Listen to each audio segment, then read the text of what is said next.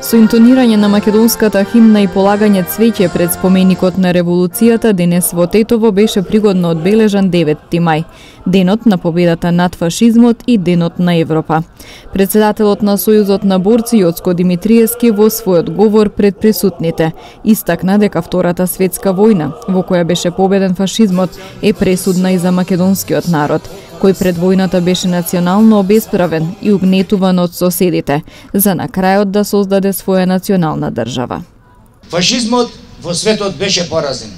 Токму на овој денешен ден, далечната 1945 година во Берлин, во главниот штаб на Советската армија беше подпишана безусловна и конечна капитулација на вооружените сили на Третиот рајх.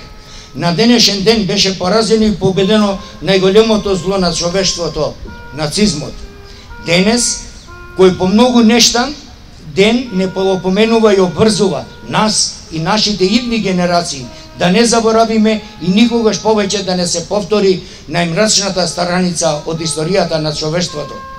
Се прашуваме, ако фашизмот беше поразен со капитулација на Италија во септември 1943 година, а нацизмот во Германија дури на 9 мај 1945 година, зошто во светот 9 мај не го одбележуваме како ден на победата над нацизмот?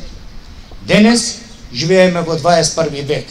Иако сеќавањата од Втората светска војна се уште свежи во меморијата на живите борци, сепак во светот постојат воени жаришта и конфликти, кои за миг можат да прераснат во нова светска војна.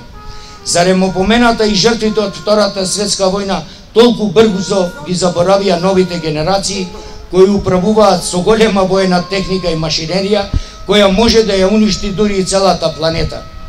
Дали ќе преовладува разумот и хуманоста на човештвото, или пак ќе се најдат вжештени глави, чија желба е себе промовирање и амбиции за себе докажување.